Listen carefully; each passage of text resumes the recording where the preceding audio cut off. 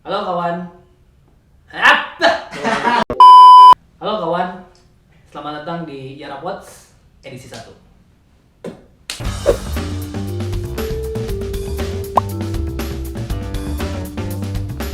Kata siapa gua nggak pernah hancur, nggak pernah depresi, nggak pernah stres, sampai nggak pernah minder. Gue punya pengalaman itu semua, tapi kita jalan-jalan dulu ke tahun 2003. Umur gue 18 tahun. Kalau ngomongin 2003 pas gue 18 tahun, kenapa gue bisa sampai sehancur itu? Karena lu bayangin, gue nggak diterima di perguruan tinggi negeri sama nggak keterima di perguruan tinggi swasta. Goblok kan semuanya. Jadi itu yang akhirnya gue ngerasa hancur banget. Ngerti gak kenapa gue stressful di saat itu tahun 2003? Karena tuntutan gue pas zaman itu adalah gue harus ikutan semua les, dimana waktu itu masuk ke perguruan tinggi, lo tau lah, you name it, GO, SSC apa dan lain sebagainya. Terus tiap hari gue tryout dan lain sebagainya, dimana gue gak stres kan. Nah, kenapa gue harus seperti itu? Karena bokap nyokap gue itu orang yang sangat menjunjung tinggi pendidikan.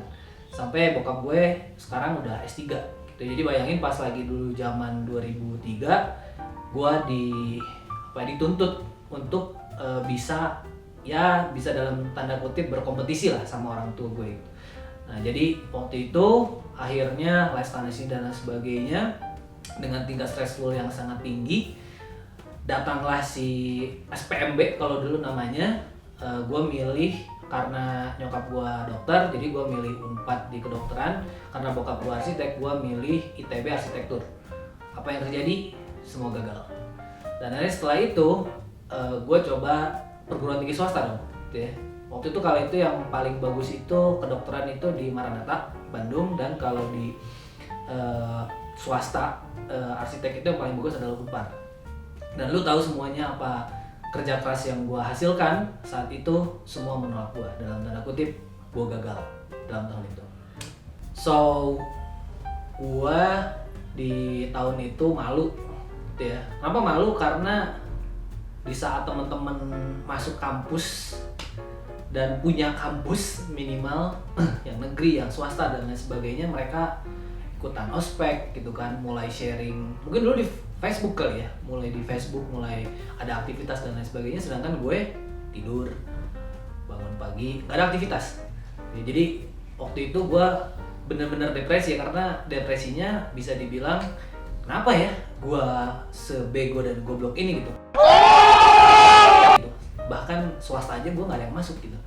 Nah makanya di situ gue melakukan jumping yang cukup signifikan gitu, yang biasanya gue cuman les gitu kan, tapi tetap les di saat itu karena ya tadi tahun depan gue harus ikutan lagi SPMB kan. Nah akhirnya gue ikutan salah satu bimbingan les musik namanya Elvas.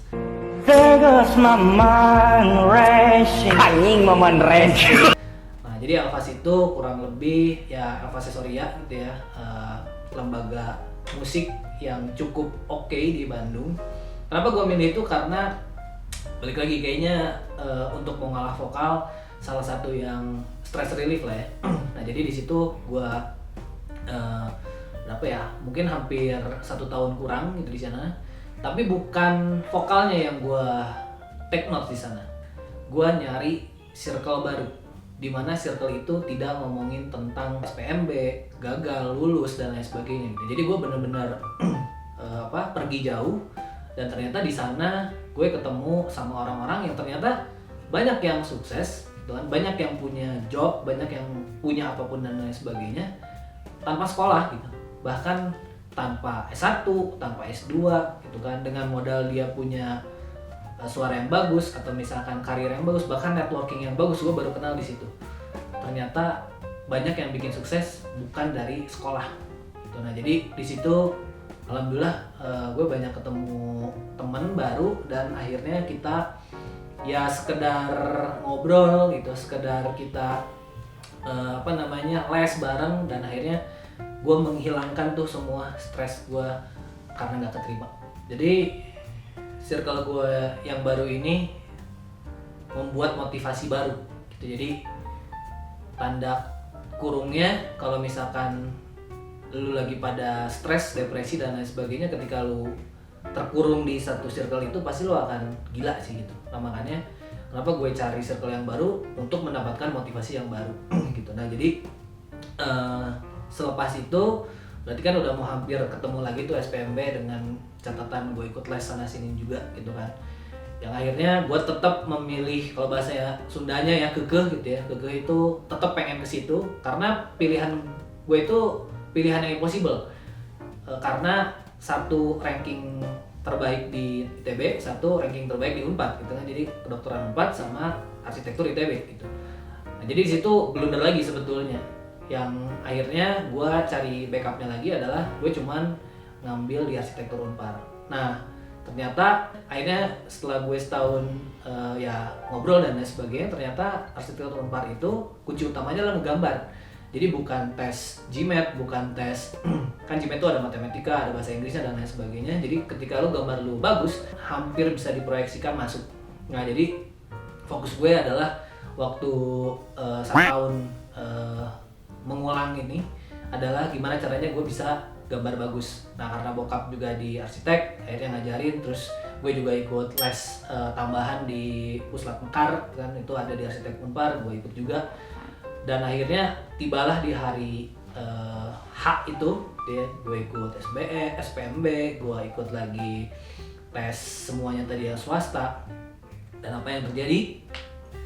Gue tidak keterima lagi di SPMB.